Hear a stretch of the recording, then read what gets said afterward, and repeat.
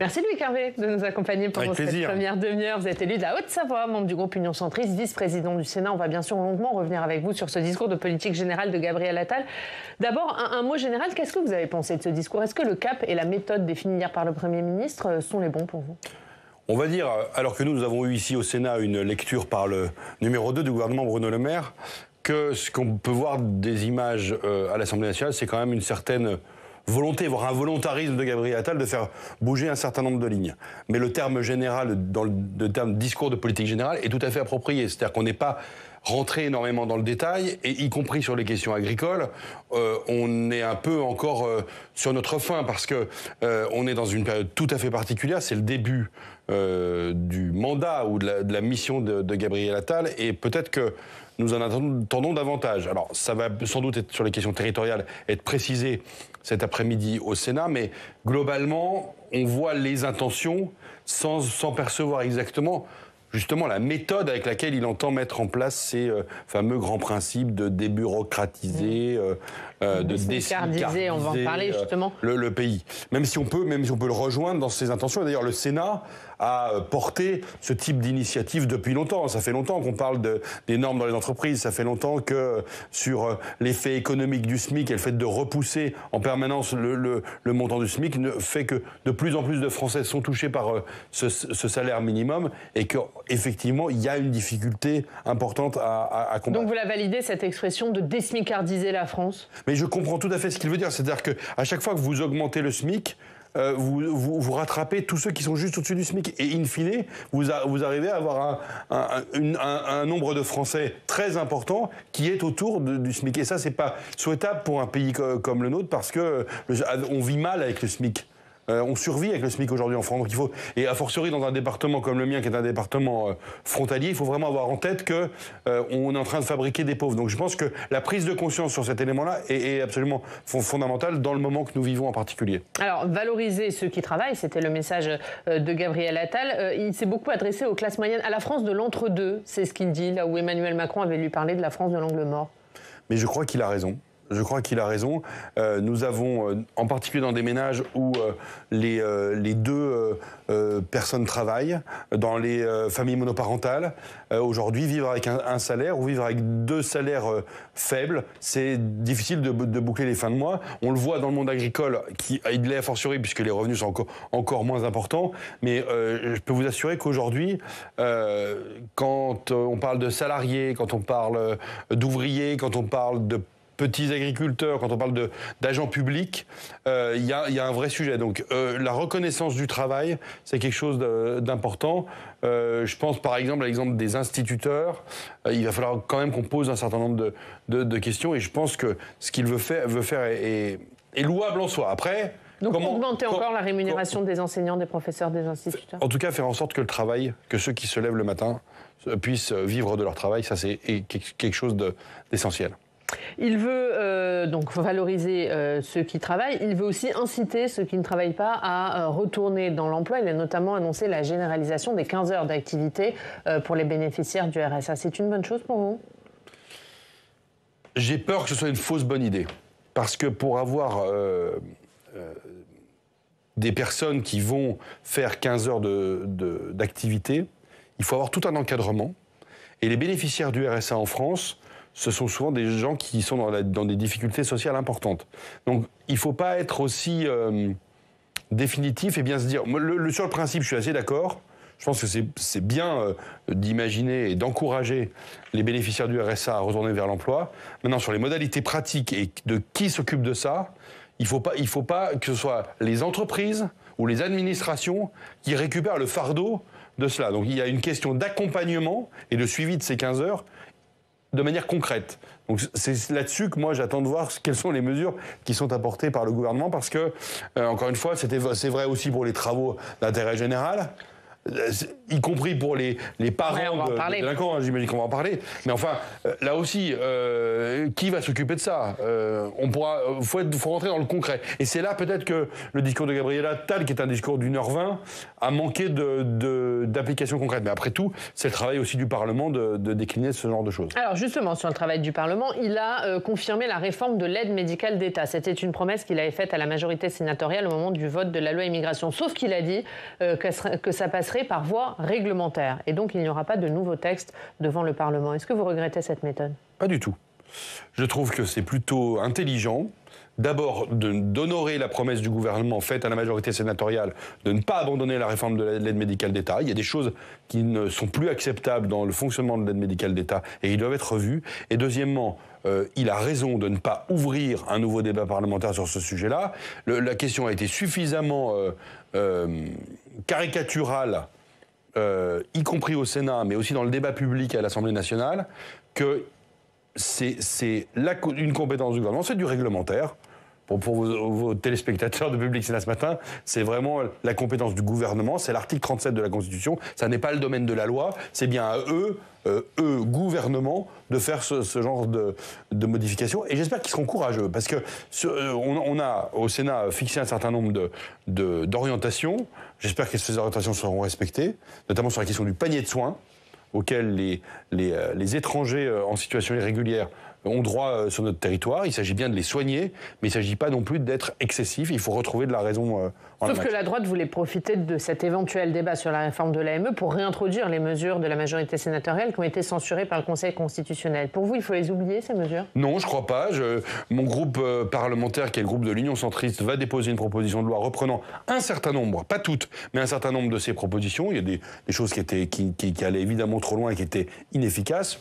Vous savez, quand vous votez un texte de loi, vous votez l'ensemble. Hein. Alors, tout ne vous plaît pas. Nous, les centristes, on va déposer ce qui nous convient et on inscrira... Rapidement?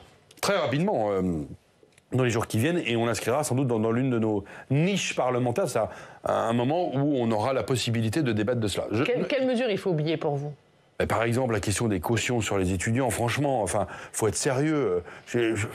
Parfois, l'espèce de concours Lépine, en matière d'immigration, l'espèce de concours Lépine va à l'encontre même de ce que nous sommes nous-mêmes, c'est-à-dire un pays ouvert sur le monde, qui accueille des étudiants étrangers. Voilà, vous me posez la question, je vous donne un exemple très concret. Je trouve que c'était pas intelligent de jeter l'opprobre sur les étudiants étrangers, dont nous avons besoin et qui font l'honneur de l'université française. Gabriel Attal a également consacré une partie de son discours aux questions de sécurité et de lutte contre le trafic de drogue. Il a réitéré la mesure annoncée par Emmanuel Macron, 10 opérations place nette par semaine. Il a fait une nouvelle annonce pour s'attaquer aux trafiquants de drogue. On l'écoute. Nous allons encore monter d'un cran dans notre combat contre la drogue en mettant en œuvre un nouveau plan de lutte contre les stupéfiants. Notre stratégie de harcèlement et de pilonnage contre les dealers porte ses fruits. Nous avons réussi à faire disparaître un quart des points de deal. Alors nous allons poursuivre avec 10 opérations place nette par semaine. Nous devons aussi taper les dealers au porte-monnaie et leur couper les vivres. C'est pourquoi nous allons désormais geler les avoirs des trafiquants de drogue qui sont identifiés. Gel des avoirs pour les trafiquants de drogue identifiés, c'est la nouvelle mesure. Est-ce que c'est une bonne mesure? Est-ce que c'est réaliste? Est-ce que c'est opérationnel? Il faut par tous les moyens combattre le trafic de drogue dans notre pays. Alors le Premier ministre, il est de 89, moi je suis de 80. Et quand j'étais adolescent, je peux vous assurer qu'il y avait une vraie conscience de la drogue, des dégâts de la toxicomanie dans notre pays. Et aujourd'hui, on a vu se développer dans tout un tas de quartiers une économie grise, des quartiers entiers qui vivent de ces trafics et qui pourrissent la vie des habitants ou de ces quartiers ou des quartiers périphériques. Donc, je ne peux être que favorable à des mesures extrêmement sévères. Ça fait beaucoup de victimes dans notre pays, la drogue. Et ces trafics doivent être combattus avec énormément de volonté. Et donc tout ce qui pourra être fait, y compris les gels des avoirs, même si ce sera évidemment très compliqué, mais il faut le faire quand même. Il a dit, Gabriel Attal, que le gouvernement a réussi à faire disparaître un quart des points de deal. Vous saluez la politique du gouvernement sur cette lutte contre le trafic de drogue? Tout ce qui pourra être fait doit avoir le soutien de la représentation nationale, et en particulier du Sénat. Personne ne doit manquer à l'appel de la lutte contre les trafics de drogue. Il s'est également exprimé sur la lutte contre la délinquance. On va réécouter un autre extrait de son discours, Gabriel Attal, qui a voulu se montrer très ferme avec les délinquants et notamment avec les mineurs. On ne négocie pas avec la République, on l'accepte, on la respecte en entier, sans mais, sans la moindre exception. Nous devons disposer de sanctions adaptées pour les mineurs de moins de 16 ans. Pour eux, on ne peut pas aujourd'hui prononcer de peine de travaux d'intérêt général. Je vous annonce que nous créerons des travaux d'intérêt éducatif qui seront leur équivalent et seront donnés plus facilement que des peines d'intérêt général. Cela fera partie de la révision de l'échelle des sanctions dans nos établissements scolaires que j'évoquais il y a un instant. Dès le plus jeune âge, il faut en revenir à un principe clair. Tu casses, tu répares, tu salis, tu nettoies, tu défies l'autorité, on t'apprend à la respecter. Là aussi, message de fermeté de Gabriel Attal à l'encontre des délinquants. Là aussi, c'est le bon message qu'il a envoyé hier. Il fallait prononcer ces mots pour vous. Mettez-vous à la place des Français qui, dans un certain nombre d'endroits du pays, vivent la délinquance du quotidien et ce qu'on a appelé à tort d'ailleurs les incivilités, qui en fait sont des délits ou des contraventions importantes. Ça pourrit la vie des Français. Et la question de l'autorité dans la famille, à l'école, dans la société plus généralement, c'est une question qu'on ne peut pas traiter d'un revers de main en disant ça n'existe pas, etc. Puis il y a l'ordonnance de 45 pour protéger les mineurs. Il faut prendre les choses telles qu'elles sont. Après, encore une fois, là, il a donné une mesure qui est la question de ces travaux d'intérêt éducatif. On a affaire à des mineurs de moins de 16 ans. Moi, je ne suis pas fermé à ce type de mesures. J'ai été rapporteur ici au Sénat de l'ensemble des textes sur les questions de sécurité de ces dernières années. Donc je ne suis pas fermé à ça. Encore une fois, ça va être une question aussi d'accompagnement. Parce que qui va s'occuper de faire ces travaux d'intérêt éducatif ? A fortiori, si en plus on condamne les parents à faire des travaux d'intérêt général, qui va s'occuper de cela ? Et vous savez, le Premier ministre, dans son discours, il a parlé des parents d'enfants délinquants, et tout de suite derrière, il a parlé des mères célibataires, en disant qu'elles ont beaucoup de difficultés. Donc, cette espèce de, en même temps, en essayant d'être ferme, mais en trouvant aussi des excuses, ou en trouvant des circonstances sociales, montre la très grande difficulté. On aura affaire à des publics qui ont des difficultés d'ordre social, et il faudra avoir des travailleurs sociaux qui ont les compétences pour faire ce travail d'accompagnement.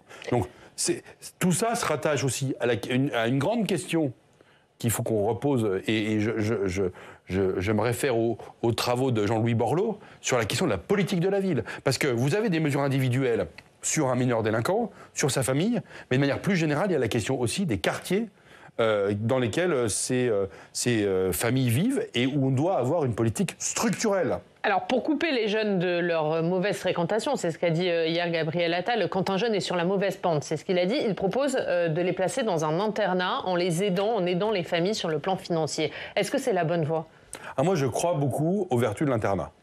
Je le dis en tant que père de famille, ayant deux enfants qui sont par choix à l'internat. Je crois que c'est une des manières, on va dire à partir de la 6e, qui peut permettre à un certain nombre d'enfants, d'adolescents, de retrouver une structure mentale qui leur permet d'affronter leurs études et ensuite d'acquérir ce que parfois les familles ne leur ont pas transmis, c'est-à-dire un certain nombre de relations à la vie en société.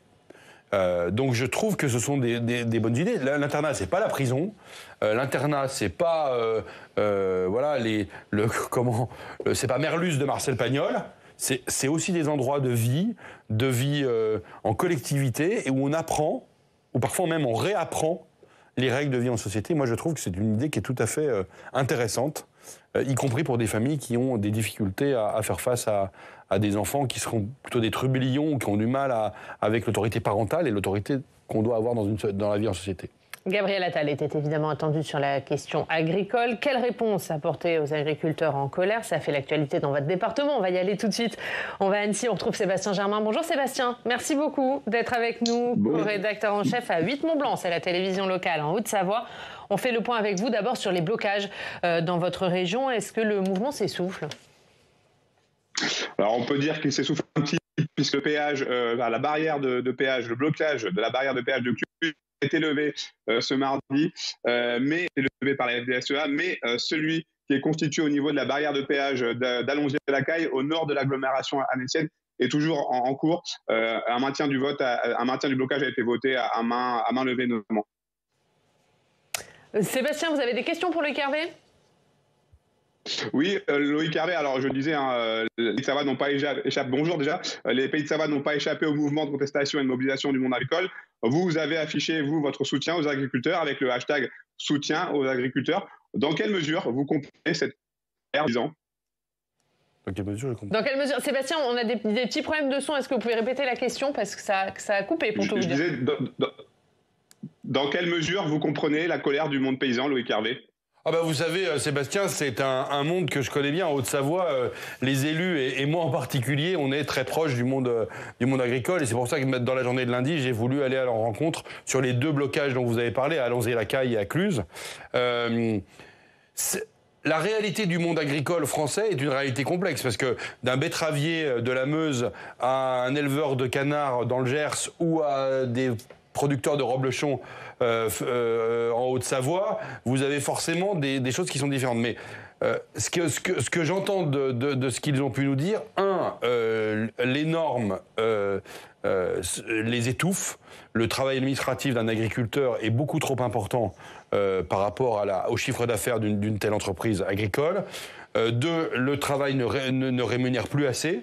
Et ça, c'est très inquiétant en soi de voir qu'en fait, alors qu'ils travaillent souvent 7 jours sur 7, 365 jours par an, la rémunération est pas assez importante. Et puis chez nous, en Haute-Savoie, on a 2 questions qui remontent, qui est la question de la prédation et la question du loup. La population lupine explose dans les Alpes françaises et donc on a une préoccupation autour de la question du loup et toujours cette question de la brucellose dans le massif des Aravis, qui est une maladie du bouquetin, potentiellement transmissible aux bovins, voire à l'être humain, et sur lequel on a toujours une difficulté à être certain qu'on a cette affaire de la brucellose derrière nous. Donc en fait, tout remonte, et j'ai pu aller voir donc les deux organisations que sont la fédération, la FDSEA et les jeunes agriculteurs d'une part, et puis la coordination rurale par ailleurs, et donc engager un dialogue entre eux et nous. Sur la première question qui est la question des normes, il y a un travail qui doit être engagé par les préfets. Et donc moi, je serais très vigilant à ce qu'en Haute-Savoie, on ait ce travail qui soit fait pour que les arrêtés préfectoraux soient les plus circonstanciés et les moins lourds en application pour nos amis paysans de la Haute-Savoie. Gabriel Attal était évidemment très attendu hier sur ses réponses à apporter aux agriculteurs. Finalement, on n'a pas eu beaucoup d'annonces, on n'a plus su le détail de mesures déjà annoncées. Est-ce qu'il vous a déçu sur ce point ? C'est une très grande surprise parce qu'on s'attendait à avoir une part significative du discours de politique générale consacrée à l'agriculture. Ça a été évoqué, effleuré. Et depuis vendredi, avec les annonces qui ont été faites dans le département de Haute-Garonne, et aujourd'hui, je trouve qu'il y a assez peu d'évolution. Donc on attend encore des mesures plus concrètes. Elles sont annoncées par le gouvernement. Est-ce que ce sera aujourd'hui ? On verra bien. Mais en tout cas, il y a nécessité de clarifier et de préciser les mesures sur quel point, notamment, vous qui avez rencontré les agriculteurs, sur quel point il est urgent d'agir et il faut de nouvelles mesures en plus des annonces de vendredi ? Moi, je pense qu'il faut des mesures qui soient des mesures en direction de la rémunération. Et donc, il faut que le travail paye. Donc, au-delà des contrôles d'Egalim ? Mais bien sûr. Il faut s'assurer que l'application d'Egalim se traduit concrètement par l'amélioration du revenu des agriculteurs par rapport à leur production. Quand vous comparez le prix d'un litre de lait acheté dans l'exploitation et sa commercialisation, vous voyez bien qu'il y a un problème. Donc il faut qu'il y ait une amélioration significative des choses. Et puis, sur les questions notamment de l'eau, on ne peut pas se limiter à dire on va réduire les délais de recours, on va supprimer un niveau de juridiction en cas de recours. Il faut concrètement une politique claire sur l'eau et l'agriculture en France. Vous savez... Mais là, Marc Fesneau parle d'un fonds hydraulique. Est-ce que ça, c'est suffisant ? Non. Il faut une philosophie avant un fonds. Mais non, mais il faut une philosophie avant un fonds. Regardez, il y a 10 ans, sur la question nucléaire, on s'est dit on va arrêter le nucléaire en France. Aujourd'hui, on construit des centrales nucléaires. Donc il faut faire un virage à 180 degrés. Il faut changer notre relation à l'agriculture. Et comprendre que dans ce pays, qui est une grande nation agricole, on a parmi les meilleures productions du monde. On est reconnu dans le monde entier. On doit... Quand le Premier ministre dit « je place l'agriculture au-dessus de tout », moi je comprends ce qu'il veut dire. Ça veut dire qu'en fait, on doit remettre l'agriculture au bon niveau et au bon endroit. Et donc, avoir une foi dans le monde agricole, c'est leur donner une capacité de vivre de leur travail et d'avoir un certain nombre de politiques publiques qui se mettent en ligne là-dessus. Donc la question de l'eau, elle est fondamentale. Nous devons, par exemple, en France, être capables de retenir davantage d'eau, notamment l'hiver, pour pouvoir l'utiliser l'été. Dans le nord de l'Europe, clair, pardon, ça veut dire qu'il faut faciliter la construction de bassines. Il faut faciliter la construction de retenues d'eau. Les bassines, ce sont ces énormes qui ont fait l'objet de polémiques, de manifestations, etc. Mais en tout cas, il faut imaginer qu'on soit en capacité de garder de l'eau qui sera restituée au milieu naturel à une période différée. Dans le nord de l'Europe, en adaptation au changement climatique, ils ont construit 30 ou 40% de bassines de plus en 10 ans. Il faut qu'on ait un plan en France d'adaptation au changement climatique qui permet de stocker de l'eau quand il y en a, pour le restituer plus tard dans la saison. C'est quand même pas dramatique d'aller là-dessus. Je vois même pas pourquoi le monde environnemental pourrait être contre une évidence pareille. On voit que les agriculteurs continuent de converger vers Paris, continuent de bloquer dans d'autres endroits du pays. Ils ont raison, pour vous, de continuer ce mode d'action ? Écoutez, globalement, c'est une mobilisation qui se passe bien, qui a le soutien des Français. Les parlementaires, les représentants élus vont au contact des agriculteurs. Dans la mesure où les choses se passent dans la concorde et dans la paix, il n'y a évidemment aucune difficulté à ce qu'ils puissent continuer leur mouvement. La question maintenant, c'est de savoir à quel moment les réponses seront suffisamment à la hauteur pour qu'on ait une réponse qui leur soit apportée. Et attention au risque de contagion, parce que moi j'ai rencontré les taxis, j'ai rencontré le monde des travaux publics. Vous savez que la promotion immobilière va très mal dans notre pays. Et donc on a aussi un risque d'avoir une extension de ce conflit à d'autres secteurs de l'économie qui ont aussi des choses à dire et qui sont légitimes à le faire. On remercie Sébastien Germain. Merci beaucoup. Merci Sébastien d'avoir été avec nous pour nous parler de cette situation agricole en Haute-Savoie. Merci et à très vite. Un mot sur une autre phrase de Gabriel Attal. Il a dit hier en fin de discours, nous inscrirons l'IVG dans la Constitution. Est-ce qu'après le vote de l'Assemblée nationale qui a été large hier, il peut compter sur celui du Sénat ? Je ne suis pas certain. En tout cas, dans la rédaction actuelle qui est prévue, qui a été votée à l'Assemblée nationale, il y aura un débat ici important. D'abord sur la question même de savoir si c'est opportun de mettre cette rédaction dans la Constitution. C'est opportun pour vous ? Moi, je voterai contre. Et je suis totalement solidaire de ce que le président Larcher a dit. Simone Veil elle-même était contre le fait de mettre une inscription constitutionnelle sur l'interruption volontaire de grossesse. Et d'ailleurs, si vous regardez les choses, inscrire l'IVG dans la Constitution, c'est donner le pouvoir au juge constitutionnel. C'est exactement ce qui s'est passé aux États-Unis. En 1973, vous avez une décision qui fait du droit à l'IVG un droit fédéral, et vous avez 48 ans plus tard un retour en arrière. La question des modalités dans lesquelles on a accès à l'interruption volontaire de grossesse, ça doit rester la compétence du Parlement et pas la compétence des juges constitutionnels. Donc c'est une fausse bonne idée de penser qu'on va protéger l'IVG en la mettant dans la Constitution. Au contraire, je pense que ça peut se retourner contre les propres auteurs. Après, évidemment, si on veut en faire un message politique au monde et utiliser la Constitution pour ça, on se trompe. Alors je sais que c'est très compliqué d'intervenir sur un sujet comme celui-là, puisque quand vous dites que vous êtes contre l'inscription de l'IVG dans la Constitution, on va automatiquement dire que vous êtes contre l'IVG tout court, ce qui n'est pas le cas, mais il faut être précis et être... Et le Sénat a un rôle de protection du texte fondamental. On peut pas mettre tout et n'importe quoi dans la Constitution. Je ne dis pas que l'IVG c'est tout et n'importe quoi, mais quand on le fait, il faut être bien conscient des conséquences que ça peut avoir. Demain, est-ce qu'on connaît la composition du Conseil constitutionnel ? Est-ce que le Conseil constitutionnel sera plus conservateur, plus libéral qu'il ne l'est aujourd'hui ? Moi, je ne le sais pas. Donc il faut faire preuve de beaucoup d'humilité et se dire que les conséquences, on les aura dans 10 ans. Aujourd'hui, la question de l'IVG en France, c'est la question de l'accès. Il y a 17 départements dans lesquels il n'y a pas de centre IVG et pour lesquels, dans le monde rural, les femmes qui souhaitent avoir recours à une IVG ont besoin d'aller à des centaines de kilomètres de chez elles. Et ça, c'est pas l'inscription dans la Constitution qui va changer la moindre réalité de ce qu'elles vivent. Le mot décentralisation n'a pas été prononcé hier par Gabriel Attal. Il réserve ses annonces pour les territoires au Sénat cet après-midi. Qu'est-ce que vous attendez de son discours sur le sujet ? Le pays crève de sa centralisation, le pays crève de réformes inabouties où, in fine, l'État est puissant là où il est tatillon là où il n'a plus besoin de l'être, puisque ce sont des compétences qui sont transférées aux collectivités territoriales, et il est impuissant et faible sur le régalien.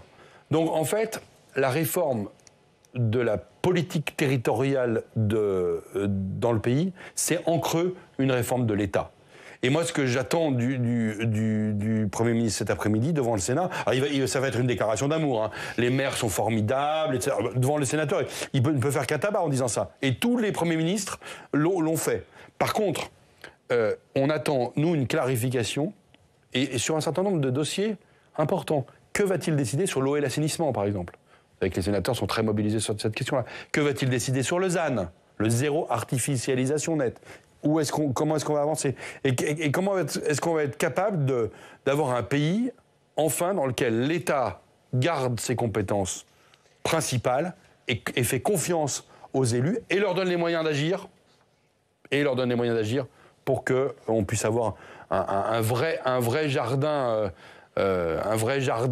qui devrait être notre pays, c'est-à-dire dans lequel les territoires s'adaptent, innovent de manière intelligente et non pas soit dans une espèce de logique jacobine qui n'a plus lieu d'être. Un dernier mot, Loïc Hervé, on attend la suite de la composition du gouvernement Attal. Est-ce que pour vous, il faut qu'il y ait des UDI ? Est-ce que vous avez envie d'entrer dans ce gouvernement, vous ? Alors moi, je ne suis pas membre de l'UDI, je suis membre du Nouveau Centre, le parti d'Hervé Morin. Il faut qu'il y ait des centristes. Je ne me pose pas la question de ces termes-là. Mais si on vous le propose, c'est pas non. À moi ? Je ne me pose pas une question qui ne se pose pas aujourd'hui. J'ai absolument pas ni l'envie, ni du coup de téléphone pour entrer au gouvernement. Il n'y a pas de scoop pour les téléspectateurs au salaire. En tout cas, la volonté aujourd'hui d'élargir la majorité présidentielle est un leurre. Hein. À part Rachida Dati et Madame Vautrin, qui sont des personnalités des Républicains qui rentrent... Catherine Vautrin. Oui, mais qui rentrent au gouvernement sans faire rentrer des formations politiques et des parlementaires avec eux. Ce sont des débauchages individuels. Donc si c'était mon cas en termes de débauchage individuel, ce serait non. Voilà, le message est clair. Merci Loïc Hervé. Merci beaucoup d'avoir été notre invité pour parler de ce discours de politique générale de Gabriel Attal.